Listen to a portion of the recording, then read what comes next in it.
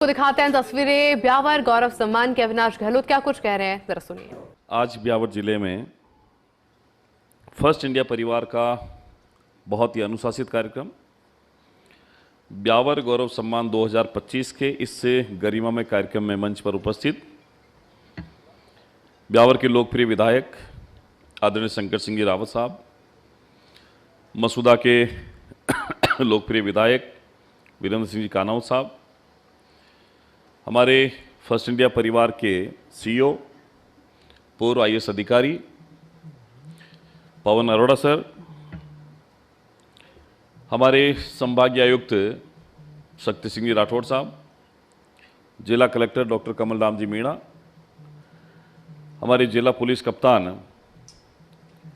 रतन सिंह जी राठौड़ साहब, हमारे डेयरी के अध्यक्ष अजमेर से रामचंद्र चौधरी साहब, ब्यावर के एसडीएम दिव्यांशु जी, मसूदा के एसडीएम साहिबा और हमारे साथी भाई किशोर जी, यहाँ फर्स्ट इंडिया के मेरे बहुत ही करीब भाई जिनेंद्र सिंह जी और श्वेता जी, उपस्थित है देवी शंकर भूतरा जी पूर्व विधायक, इंद्र सिंह जी बागावा साहब, पारस जी पंत साहब, हमारे जेतारण और रायपुर के दोनों ही प्रधान, ब्यावर की दोनों ही पूर्व चेयरमैन शशि बाला जी और बबीता जी, और सीएमएचओ डॉक्टर संजय गहलोत जी, और इनके साथ में तमाम प्रशासनिक अधिकारी, राजनेता, जननेता और मीडिया से जुड़े हुए सभी साथी बंधु। ब्यावर में ये पहला ऐसा कार्यक्रम हुआ है मीडिया का जिसमें हम सब लोग आज इस परिसर में मौजूद हैं। वैसे पवन जी, मेरा यहाँ ब्यावर के पत्रकारों से बहुत मधुर संबंध रहा है। मैंने इनके साथ बहुत क्रिकेट खेली है, लेकिन मैं इनसे हारा नहीं हूँ। ये पत्रकार साथी हमारे ऐसे हैं जो मुझे पकड़ पकड़ के बोलते क्रिकेट खेलेंगे, तो इसमें शासन प्रशासन भी रहता है, पत्रकार साथी भी रहते हैं। कहीं ना कहीं पत्रकारिता के साथ मेरा बचपन से जुड़ाव रहा है। मैं जब 2018 में पहली बार विधायक चुन के गया, तब किसी टीवी पर अपनी बात रखने का, अपनी पार्टी की बात रखने का सबसे पहला प्लेटफॉर्म अगर मुझे किसी चैनल ने दिया तो फर्स्ट इंडिया परिवार है।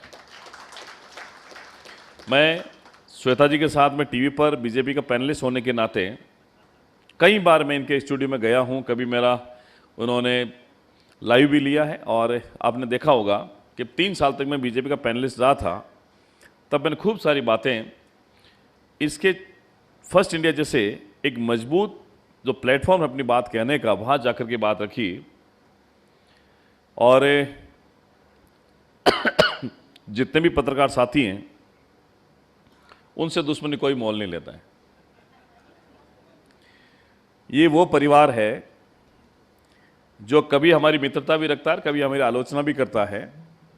तो शासन, प्रशासन, सरकार और जनता के बीच में एक ब्रिज का काम करता, कनेक्टिविटी का काम करता है, वो है हमारा मीडिया जगत।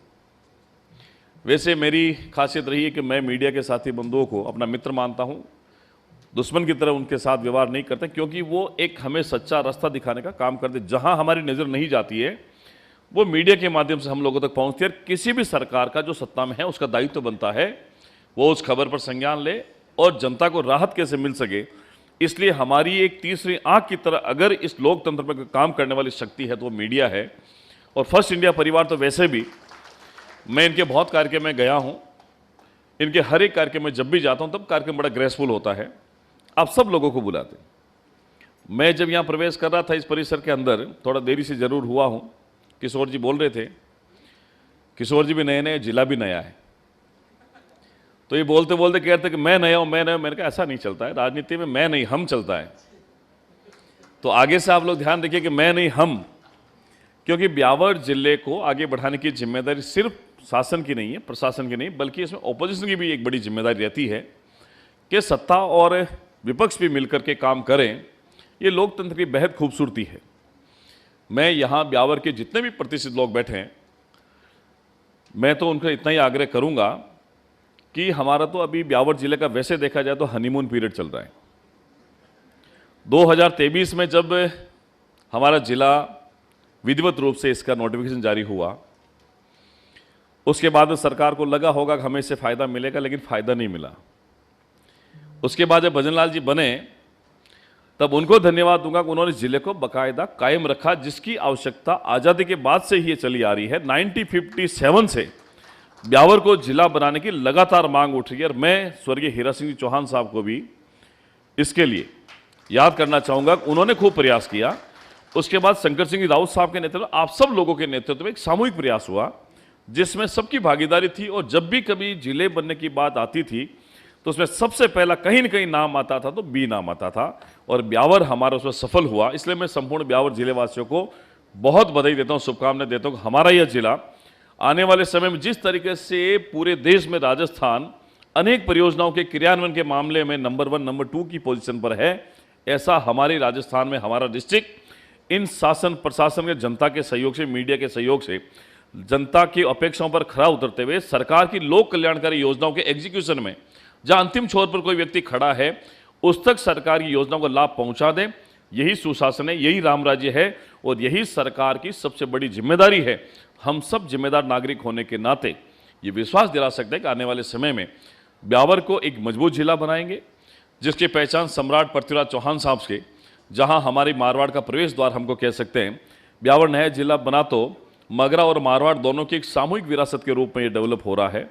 हमें बड़ा अच्छा लगा कि मीडिया के माध्यम से हम अपनी बात को कह सकते हैं।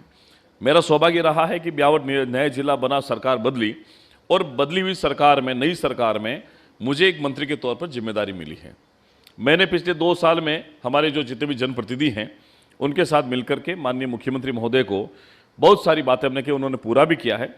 आने वाले समय में चूंकि जिला मुख्यालय बन गया, इसलिए यहाँ की प्रशासनिक व्यवस्था और यहाँ का जो मिनी सचिवालय बनने वाला है, उसके लिए राजस्थान सरकार ने 100 करोड़ रुपए के करीब की राशि हम लोगों को दी है, स्वीकृत कर दी है। आने वाले समय में एक ही स्थान पर सारे ऑफिसेज बनेंगे, और ऑफिस बनने के बाद में जब मिनी सचिवालय बनेगा तो सब लोगों के काम एक ही स्थान पर होंगे। इसके लिए हम सब मिलकर के काम करें। हमारे पूर्व कलेक्टर डॉक्टर महेंद्र खड़गांव जी जब यहाँ थे, तब उन्होंने पूरे राजस्थान में ब्यावर जिले को 20,000 बीघा के करीब लैंड बैंक बना करके सरकारी, पूरे राजस्थान का पहला जिला हमारा ब्यावर है जिसमें सरकारी लैंड जो है उसको रिजर्व करके, उसको पोर्टल पर ऑनलाइन करके, आज पर कोई एनक्रोचमेंट नहीं कर सकता। लैंड बैंक बनाने का पहला काम राजस्थान में हुआ है तो हमारे ब्यावर जिले का हुआ। इसलिए मैं प्रशासन को भी धन्यवाद देता हूं कि उन्होंने इतना मजबूत काम किया है। आज ये कार्यक्रम तो है ही, लेकिन जलियांवाला बाग नरसंहार जब हुआ था उसका बदला लेने की भावना अनेक लोगों के मन में थी। उनमें से एक सरदार उधम सिंह जी थे। उनकी आज जयंती का दिन है, इसलिए मैं उनको भी श्रद्धा सुमन अर्पित करता हूं। और इसके साथ ही गुरु गोविंद सिंह जी के जो साहिबजादे थे, उनके बलिदान दिवस भी है आज, मैं उनकी श्रद्धा सुमन अर्पित करता हूं। और इसलिए कह रहा हूं, ये हम सबको समाज में नैतिकता, धर्म और देशभक्ति के प्रति आगे बढ़ने की प्रेरणा देता है। जिनके सामने उनके बच्चों को जिंदा दीवार में चुनवा दिया जाए, परिवार वाले देखते रहें, लेकिन कभी किसी की अधीनता या गुलामी स्वीकार नहीं करे, ये वही देश है, वही गुरु गोविंद सिंह जी साहिब का ये देश है। इसलिए हमें भी आने वाले समय में कितनी भी मुश्किलें आ जाए, लेकिन हमारी मिट्टी के प्रति वफादार रह के हमें इससे सीख लेने की आवश्यकता है। तो ये हिंदुस्तान की जो संस्कृति है, विशेष रूप से राजस्थान की इस कला, संस्कृति, सांस्कृतिक विरासत, राष्ट्रीय धरोहर को भी आगे बढ़ाने की जिम्मेदारी हमारी है। इसमें कहीं न कहीं मीडिया का बहुत महत्वपूर्ण सहयोग है। मीडिया हम सब लोगों के लिए एक पॉजिटिव एनर्जी के साथ में काम करने के लिए हमारी मददगार के रूप में काम करता है। मीडिया में अगर कोई बात आती है उस पर संज्ञान लेना भी हमारी जिम्मेदारी बनती है। मैं तो जब भी कोई खबर आती है उसको हम लोग प्रशासनिक अधिकारी को भेजते हैं, उस पर तुरंत ही संज्ञान लेते हैं कि ये खबर छपी है। क्योंकि आजकल पब्लिक में एक परसेप्शन बन गया कि जो अखबार में छपेगा, जो टीवी में दिखेगा या जो सोशल मीडिया पर आएगा वही सच है। लेकिन इसके विपरीत सत्यता पर जाना भी हमारी एक जिम्मेदारी बनती है कि फर्स्ट इंडिया नाम से जितना बेहतर उतना ही काम करता है। और हम सब लोगों को भी इसमें कहीं न कहीं सहयोगी बनना चाहिए कि अगर कोई व्यक्ति अच्छा काम करता है उसको एप्रिसिएट भी हम लोगों को करना है। लेकिन अगर कोई गलत काम करता है तो हम लोगों को उसके सामने बोलने की आवश्यकता है। अगर हम लोग नहीं बोलेंगे तो उस आदमी की गलत बातें जो है वो समाज में प्रचारित होती है, और लगातार 100 बार झूठ बोलेंगे तो झूठ आखिर में सच बन जाता है। इसलिए झूठ के सामने खड़ा होने की हिम्मत हमारी होनी चाहिए, और ये ऐसा एक समाज है जिसमें सबकी भागीदारी सुनिश्चित है। प्रधानमंत्री मोदी जी इसीलिए कहते हैं कि सबका साथ और सबका विकास, क्योंकि हमारा देश वसुधैव कुटुंबकम की भावना से चल रहा है। हमारा देश सर्वे भवन्तु सुखिनः उस बात से चल रहा है, और हम सब चाहते हैं कि सबका कल्याण हो, सब धर्म के रास्ते पर चलें, सभी राष्ट्र के लिए काम करें। और हम लोग देखो, मैं जहाँ भी जाता हूँ मैं ये कहता हूँ कि हमें बहुत कुछ चाहिए, इस सरकार से भी चाहिए और हर एक जो शासन प्रशासन मशीन है उन सबसे चाहिए, लेकिन मुझे लगता है कि हम सरकार को और हम समाज को क्या दे रहे हैं इसके बारे में भी चिंतन करना आवश्यक है। हम लोगों को कॉलेज तो बढ़िया चाहिए, ब्यावर में जिला बन गया तो मेडिकल कॉलेज चाहिए, ब्यावर में यूनिवर्सिटी चाहिए, ब्यावर में हॉस्पिटल अच्छे चाहिए, स्कूल अच्छे चाहिए, इंस्टीट्यूट अच्छे चाहिए, रोडें अच्छी चाहिए आपको। लेकिन बदले में एक जिम्मेदार नागरिक होने के नाते हम लोग क्या देते हैं समाज को, क्या हमने इसका मंथन किया? इसको भी सोचना चाहिए कि जिम्मेदार नागरिक होने के नाते कॉन्स्टिट्यूशन में जो हम लोगों को राइट मिले वो तो ठीक है, लेकिन बदले में हमारी ड्यूटी क्या है, उस ड्यूटी के बारे में भी हम लोगों को सोचना होगा, तभी जाकर के हम एक अच्छे समाज का निर्माण कर पाएंगे। यहाँ बहुत प्रतिष्ठित लोग हैं। ब्यावर जिला वैसे मिनरल्स के मामले में एक बहुत बड़ा हब है, जहाँ नॉर्थ इंडिया के मुझे लगता है सबसे बड़े सीमेंट के प्लांट है। ये जो हमारा श्री का प्लांट है ब्यावर मसूदा के बीच में, जेतान में 3 से 4 बड़े इंडस्ट्री लगी हुई है, उसकी क्रश स्टोन है, बहुत सारे चाइना क्ले है, लाइम स्टोन, बहुत सारा मेटल जो है वो हमारा है। अभी कुछ दिनों पहले एक सुप्रीम कोर्ट का ऑर्डर आया था, उस ऑर्डर में कहा गया था कि अरावली को आने वाले समय में माइंस अलॉट करके खत्म कर दिया जाएगा। ये एक ऐसा प्रोपेगेंडा था जो ट्रेंड कर गया सोशल मीडिया के माध्यम से, मीडिया के माध्यम से। लेकिन मैं धन्यवाद दूंगा केंद्र की मोदी सरकार को और राजस्थान के मुख्यमंत्री भजनलाल शर्मा जी को, जिन्होंने तुरंत इस पर स्टैंड लेते हुए कह दिया अरावली का 1% हिस्सा भी खनन में नहीं जाने दिया जाएगा। ये हमारी सांस्कृतिक धरोहर है, इसको सुरक्षित और संरक्षित रखने की जिम्मेदारी हमारी है। कहीं भी इसमें माइंस एरिया अलॉट नहीं होगा।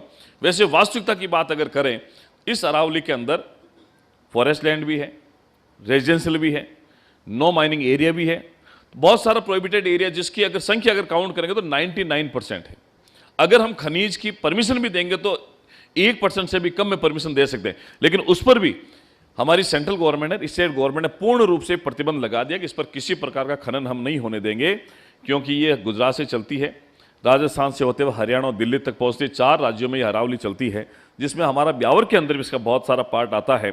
आज बड़ी खूबसूरती के साथ में जब आप हमारे क्षेत्र में ब्यावर में, मसूदा में और जेतान की तरफ जाएंगे तो अरावली की जो वादियां हैं ये इतना सुंदर बनाती है अपने इस क्षेत्र को, और इसको अगर हम लोग खत्म करेंगे तो मुझे लगता है इससे बड़ा दुर्भाग्य हमारा नहीं होगा।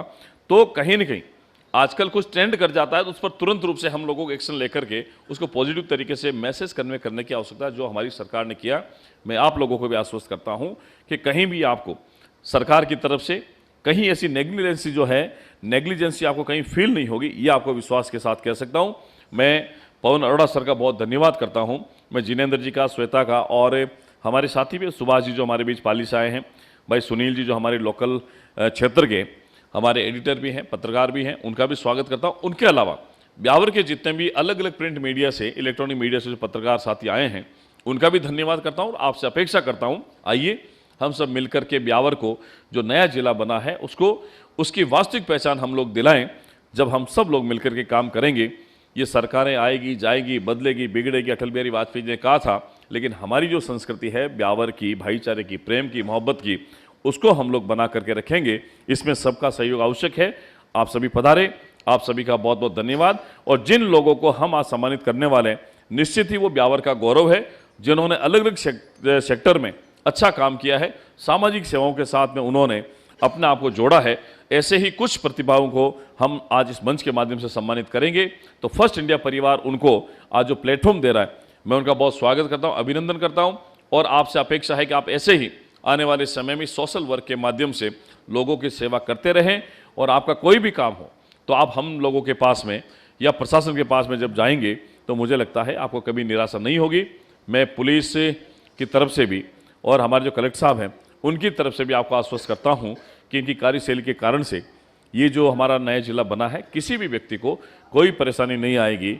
और जीरो टॉलरेंस के आधार पर हम लोग करप्शन पर भी काम कर रहे हैं, लॉ एंड ऑर्डर पर भी काम कर रहे हैं, और इस विकास के रास्ते पर हम लोग काम चल रहे हैं। इसलिए आइए मिलकर के ब्यावर को विकास की एक नई रफ्तार दें, जिसमें अपनी भागीदारी सुनिश्चित करें। आप सभी पधारे, बहुत बहुत धन्यवाद। जय हिंद, जय राजस्थान, जय ब्यावर।